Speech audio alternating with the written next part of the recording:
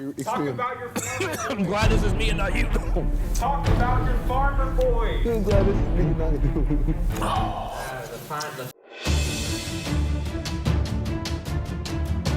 All right, we're here with our third Red Hot. I'm here today with an amazing science teacher, then to be beloved agri teacher, and at home, a man on family values, a passionate hunter, and finds his strength in the Lord. I am here today with Derek Cornett. How are you doing today, Mr. I'm doing great, Cornett? man. Thanks for having me on. Yeah, of course.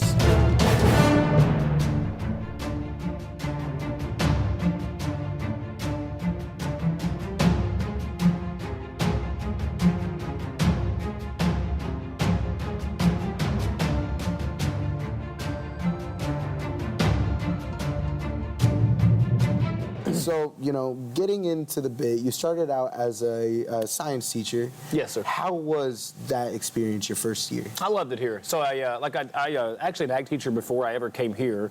So this was my first science job and what brought me to Green Forest. But I actually enjoyed it quite a bit. When being in the classroom I very much enjoy the instructional part of it and the teaching side of it. And with science, that was all I was doing. I didn't get the shop or the FFA side. So I really enjoyed it. But at the same time, I very much missed being an ag teacher and doing FFA and having all that, you know. So I was ready for a change when the ag job came open for sure and was ready to get back to the ag game. But I very much enjoyed science. I like to teach science and talk about it, and I learned a lot more about it while teaching it and stuff. So I had a great time doing it. And I feel like it can go hand in hand sometimes. Oh, there's very much, yes. A lot of the stuff I taught in science, I'd already taught in ag as an ag teacher. Animal science is very, very similar to biology in a lot of ways. And then I've got other classes that cover a lot of the stuff that I was doing in, you know, physical science and a lot of it from environmental science, you know. And so all the curriculum and material, the overwhelming majority of it, I had already taught, with a few exceptions. You know what I mean? Like, we didn't get into the periodic table very much in ag. Now, we did sometime, like in agricultural metals, we talk about the periodic table quite a bit. And so, you know, like across the board, there was just a lot of commonalities and similarities between the two. And so it was an easy transition from agriculture to science. And to be honest, I kind of thought teaching science was a little easier than teaching ag. All right. That's good to hear. So, you know, we eased into that question. Right now we're getting into the portion where we eat wings, and that's just, you know, how we're going to take Red Hot. Okay. It's as simple as that. So we're starting off with the first wing. You know, let's try it. Okay. Gabe started crying the first time he ate these. He's a sissy. Shut up. I would eat this all day long. I mean, like, give it a little extra. It's good. But not to touch too much heat. And I'm as white as they get when it comes to hot food. Go ahead. Dressed up as Dracula as people. I am very white, let's be honest here. So, from your roots, you know, you're a bit of a hunter, Yes, right? sir. How do you think that translates to cooking as well? Like, are you a cooker as well? I am, actually, believe it or not. Yes, sir. You wouldn't find me in the kitchen cooking a whole lot, but outdoor cooking is one of my very favorite things to do. Big into cast iron cooking with a Dutch oven, things like that. And you know, if I'm in a hurry, I'll use charcoal. But honestly, I like to do it the old-fashioned way, where I build a big fire and I take the coals out of it. And, you know, believe it or not, I've got a spit, they call them, like the two stakes driven with one across that. I've got one of those in my front yard that I use for outdoor cooking. So I love to cook, and I do it quite a bit, actually, but not in the kitchen. I'm not Susie Homemaker. I like to do it outside with my cast iron and stuff. Okay. But you can cook anything in the world in a Dutch oven. Anything. If it can be cooked, it can be cooked in a Dutch oven. All right. And, like, you know, just moving into that, you know, you like that aspect. You seem like a very nature guy. What got you into that? I know your degree is in Agricultural education, communication, and technology. that is it. It's a handful. It's a lot. It's, I think, one of the longest ones you can get as far as saying it goes. Yeah. So what got me into like being an outdoorsman and stuff? Definitely the way I was raised. My dad is he's also a very passionate hunter. I grew up on a farm in Madison County, which is pretty rural, as y'all know. And, you know, I think I killed my first deer when I was 5 or 6 years old. I don't remember shooting guns for the first time because I was far too young to remember that. As long as I can remember, I've been hunting and shooting guns. It's just part of me. It's very, very, very natural and instinctive. It's not something I picked up later in life or anything. All of it just feels like something I should be doing, and almost I'd almost say have to be doing, you know. And so I've told this to other people. A lot of people identify themselves by their career. And you know, like, what are you? Oh, I'm a teacher, I'm an electrician, I'm a police officer. I'm a hunter. That's really what I'm here to do. I feel like hunting is what I pretty much live for outside of my family and my faith. They, by God, you know, come number one. But as far as hobbies go and things like that, outside of my family and stuff, hunting's what I do, and everything else, I mean, is kind of second to that. And so I identify primarily as a hunter and an outdoorsman, and then everything else is secondary to that, except for family, of course. All right. And so I feel like ag is the closest you can get. They tie in very strongly, yes, sir. And we do a wildlife team here, a CDE team. I teach hunter ed to the kids, which is probably my favorite thing to do all year as far as that goes, you know. And so a lot of the stuff that we do directly ties to what I do, you know, and there's a lot of opportunity out there in the ag world to be in the outdoors and doing things like that. And so that is a lot of the attraction I have to the ag ed side of it all. A lot of the other stuff I like about ag is we do a lot of hands-on stuff, and it teaches kids to be more self-sufficient. One of the things that FFA and, you know, ag and all that, they strive to do is to teach people hands-on ways of doing things. So instead of showing you a PowerPoint of how to do this, well, let's actually do it instead. Yeah. And I think a lot of people get a lot more out of that. And so again, all of that kind of combined is one of the big reasons why I like it so much. All right, and as we go hands-on with this next wing, which isn't too bad, I feel like hunting, as far as you go, is a hands-on thing. You really got to get out there to like learn it. You know what I mean? Mm-hmm. You do.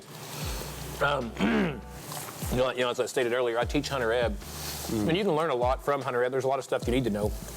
I think before you go out in the woods and actually start hunting, gun safety would be one of them, and the rules and things like that. But man, I can only take you so far. You have to go out there and do it yourself, and that applies to a lot of stuff. But hunting is a really good example of that. And one thing I've learned is that everybody hunts for a little bit different reason. They have different ways of going about it, and there's a progression in the hunting world as well, and it's taught in hunter ed. You go through different phases. You know, there's a beginning phase, a sportsman's phase, things like that, a trophy phase. So a lot of people, they just want to kill something when they start. They've never killed a deer, and they just want to kill a deer. And once they've done that a little bit, well, now they might want a buck. And then once they've killed them a buck, they might want a big buck. And that all goes through, and there's phases, and in the end of the last phase is what's called the sportsman's phase. And everybody enters these phases at different times and can stay in them for, you know, different amounts of time. Yeah. But the sportsman's phase is where you're now looking to help other people. And I'm honestly still in the trophy phase, but I'm starting to go into the sportsman's phase. And I haven't, you know, I still love big bucks, but, you know, honestly, I didn't even kill a deer last year. And I spent hundreds of hours hunting and seen hundreds of deer, more than hundreds of deer. And I let them all go. None of the deer were the ones I wanted to kill. And I take that back. I tried to kill one, and I had a little bit of I thought my gun was loaded, and it wasn't. And so when I pulled the trigger, it just went click instead of boom. And so that happens. Right? If you hang around me long enough, you'll know I have terrible luck. And so anyway, I attempted to murder a deer. Attempted murder was on the table, but, you know, actual venicide was not. And so anyway, venicide. Yeah, that's a new word. You can use it. Patented. You'll charge you a small fee in order to use it. This is ag, not English. No, well, that's Madison Countyology there. That's why we're recording. You know, we need proof of this, right? Absolutely. I apologize. I stepped off the face of the mountain. You don't need to be making. I went to town 2 or 3 weeks ago. Yeah. And tomorrow will be my weekly shower. Don't you worry. You gotta go get decent amount of gas in the tank. Well, I had to buy more copper line and yeast and stuff, but don't worry about it. You know. Ran out of ammunition. But, you know, I digress here. You know, so anyway, in the hunting phase, like I said, I'm probably at the end of the trophy, or in the trophy phase, but probably not far from going into the sportsman's phase, because at this point, I have a young son, and I'm starting him off into hunting. He killed his first deer this year, and I'm getting more enjoyment out of taking him hunting and doing things with him than I am my own self anymore, you know. And so now, don't get me wrong, I still love to kill big bucks and attempt to and all that. But there's that's more a change. enjoyment, It's right? more enjoyment now, and I think to take other people and teach them. And I started teaching Hunter Ed last year, and I got a lot of enjoyment out of that. It's just fun. It's something I love to talk about. It's something very, very, very passionate about. And I get a lot of enjoyment out of teaching other people how to do it. And it's something that as an entire country, we're not doing it as much as we used to. Every year we lose hunters. We don't gain them. And I'm afraid very dearly that in the end, people won't appreciate it no more. And a lot of bad things are going to come into the hunting world. People do not appreciate how much hunters do. I mean, they're not bloodthirsty killers out there just whacking animals. Yeah. Our money contributes to conservation, and you know we as hunters are basically funding a lot of other activities that people do that don't hunt, like bird watching or hiking and a lot of stuff like that. National parks and state parks and a lot of the stuff, that money comes from hunting. And when people quit hunting, we're not going to have the stuff that we did have at one. You know, we're going to lose some of this stuff. And I'm afraid that, you know, if people quit hunting, you're going to see a loss of revenue, which might mean some state parks get closed. And, you know, I'm fortunate enough to live on a farm still. My family owns quite a bit of land, and I have access to a lot of private land that I can hunt on and stuff, but I didn't realize that other people didn't have that until I got older. But the truth is most people have to go to public land and they have to deal with a lot of stuff there, but it's still very fortunate that in this country we have the ability and the freedom to go do that, and then you have a place that you can also go do it, and it's for no charge. You just, you know, this is a very, very large swath of land that you can go hunt on for free, and that's kind of unheard of in other countries. They could not imagine that, and that's all funded from hunting, or mainly funded from hunting, and so I want to keep that into the, you know, future generations. And so when I educate, you know, with the youth into hunting and stuff, again, not just speaking about a passion and teaching someone else how to hunt, to me it's in ensuring that we still have this in the future and that somebody else will pass the torch and carry it on. So. All right. That's honestly not a way I've seen it. Like hunting for me was just, you know, you kill the animal and that's that. But and most people, there's a lot to it, you know. I mean, a lot of it also is you want to do your own thing. If you eat meat, somebody killed that for you. Yeah. Or you did or somebody else. But if you eat meat, that animal had to die one way or another. There's enjoyment doing it yourself and seeing in that side of it too. So. Yeah, of course. All right. And, you know, you said something about bad luck. I really want to go into that. We have some pictures for you that we got from an amazing cast member for us. Trader. If you could look right in the middle with me, you will see a photo.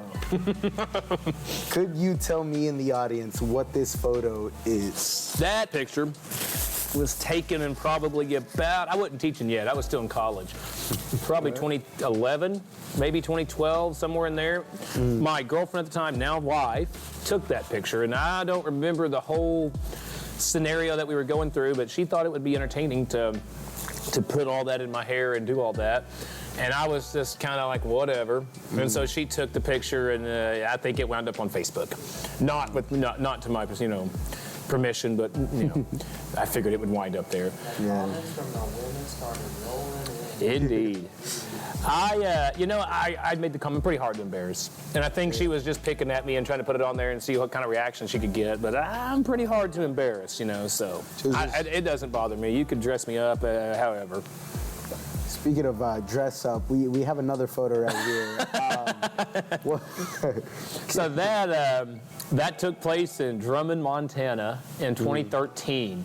They had a homecoming that day, I think is what it was, and it was a big dress-up day at the school. Yeah. And I think if I recall, we had dress-up days, and each individual day was different. I think that was cross-gender day, if I recall correctly. It's been 10 years ago. Montana is wild indeed.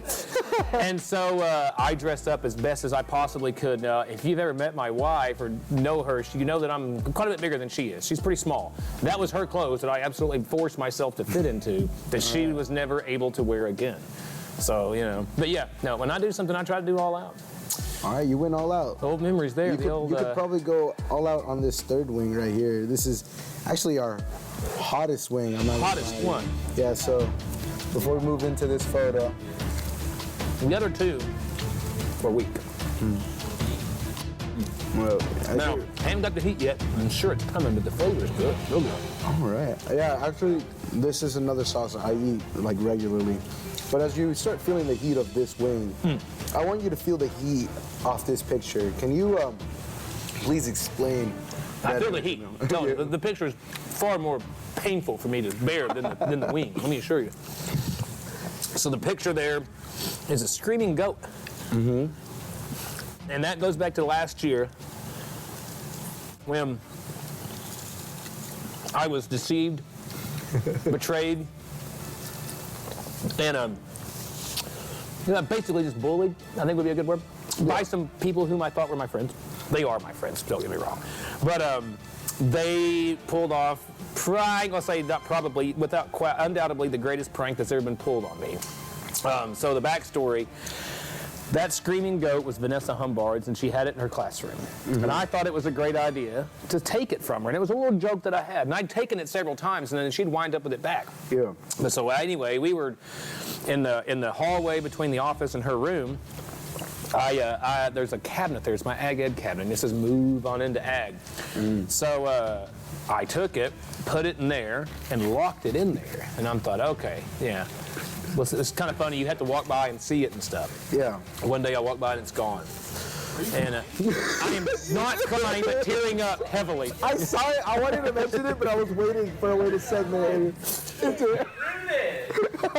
I'm not crying. It's not even hot, I promise, but it's tearing me up. It's the image. That's it. That's what it is. It's old memories. It ain't even the wings, man. Okay? It's old memory.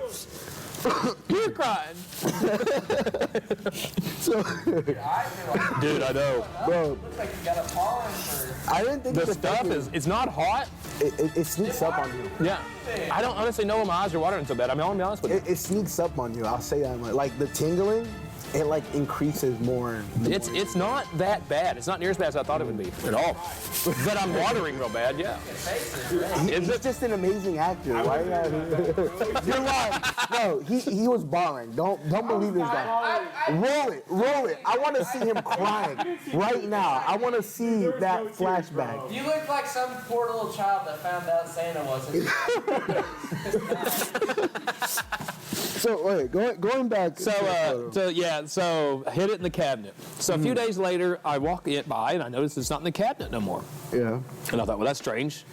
And so I kind of didn't think much about it. I thought, well, that's weird. And I know I locked it. Well, what had happened was I didn't actually lock it. I thought I had it. It wasn't locked. Mm-hmm. And so it did vanish. Mm-hmm. And then shortly thereafter, an individual who shall remain unnamed but does work here showed me a video. Showed me a video. I'm gonna have to use this as a, as a little bit of a teardrop wiper. There's yeah. enough. Showed me a video that was surveillance camera video from inside the school. Yeah. And it was another unnamed individual dressed up in the tiger costume, and they took the goat out of my cabinet and fled out the door with it.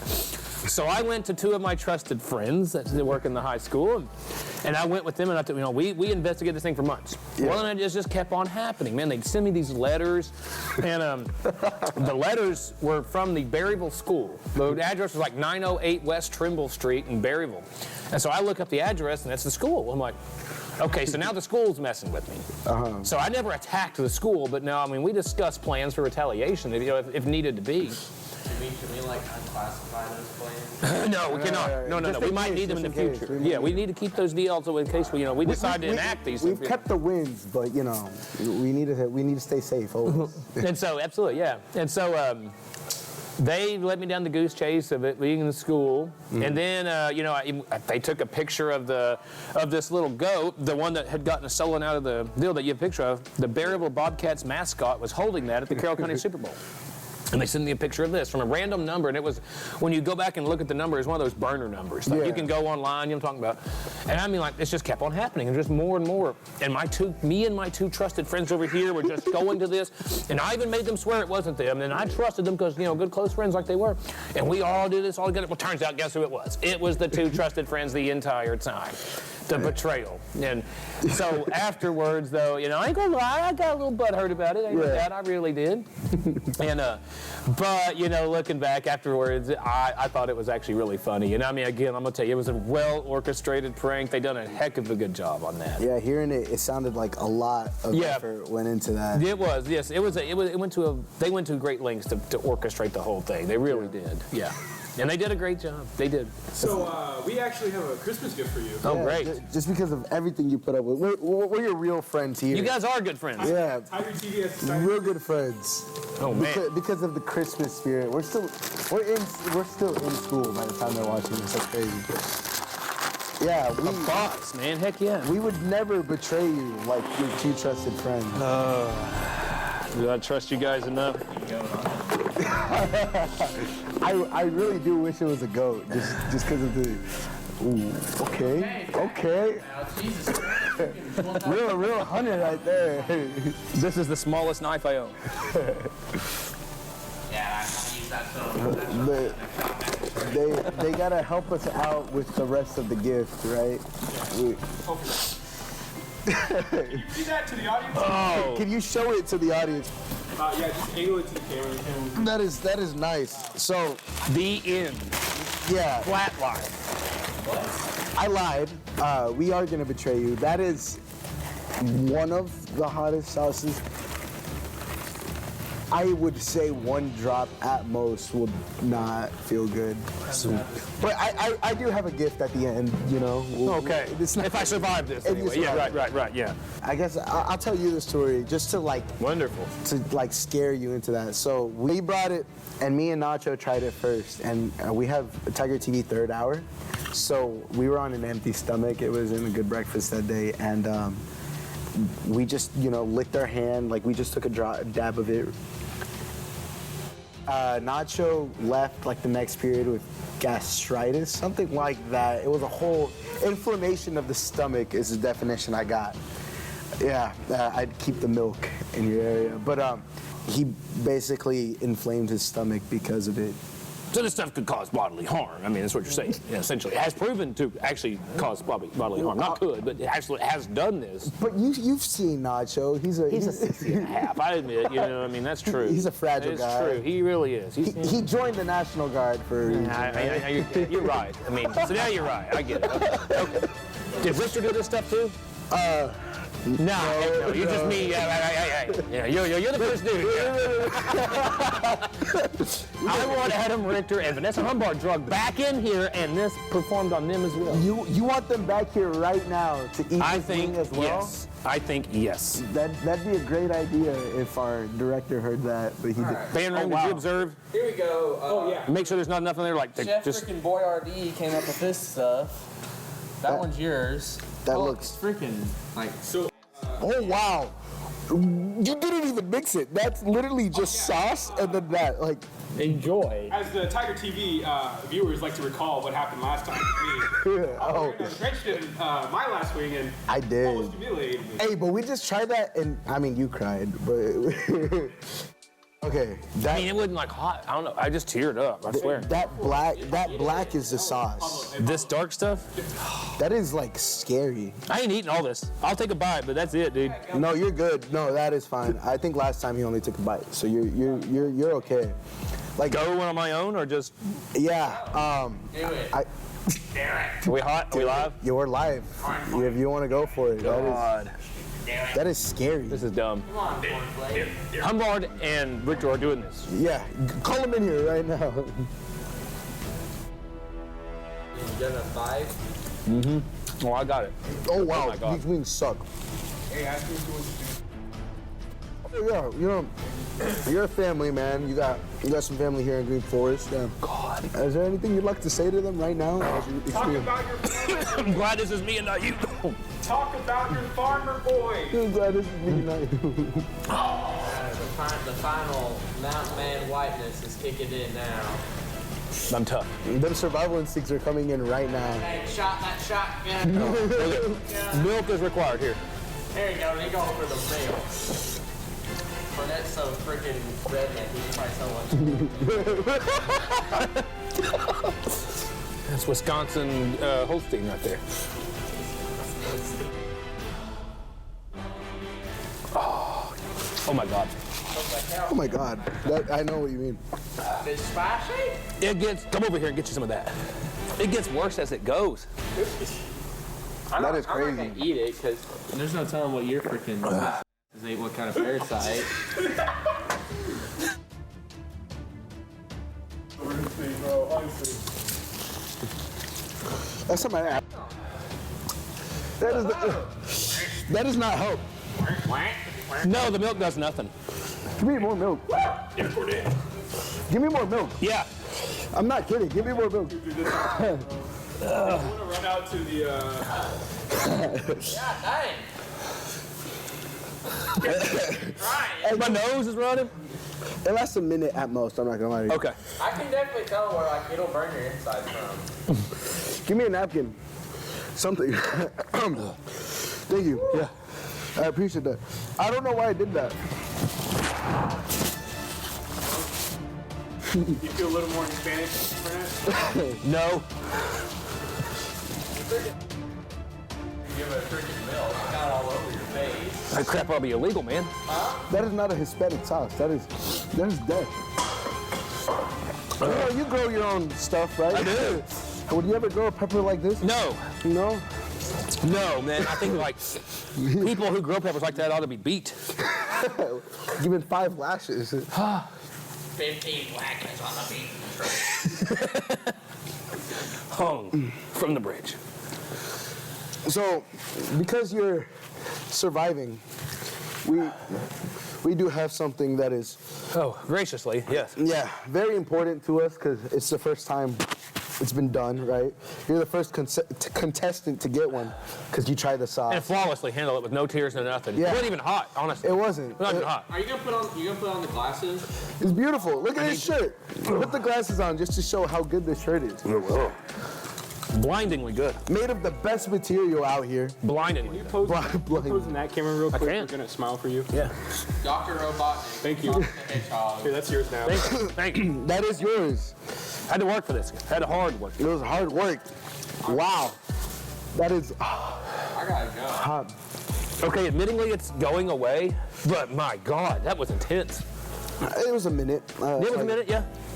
The beauty of it is it doesn't last all day. Yeah, It's starting to now go away. My lips are still burning like fire, but No, they will. my mouth is going better. You'll feel burning for a while. Probably later on too. Hey, Yeah. But any final notes? Like, did you get some, reflection about your life coming here today? Was this worth it? it was worth it. I had a great time with you guys. I did. All right. You see, And I would like to, pass this enjoyment on to Yeah. somebody else too. Right? I tell you who I think has earned himself a spot at this table, and in all the enjoyment that I experienced today, he also deserves to enjoy. Would be Dr. Matt Summers. Dr. Matt Summers. Indeed. That Yes. is an amazing contestant. You are welcome, Dr. Summers. Yeah, we'd love to have you here. We'd love to dig through his social medias, if any. I bet he's out there. He's we enjoyed having you here. Yes, Thank sir, you. man. Appreciate it very much. Thank you, guys. Yeah, that's a rut. That's a cut. Are you gonna use this shirt to wipe your tears? No. Honestly, okay, I'm fine. It was hardcore intense there for a minute, but I'm okay now. It was wild.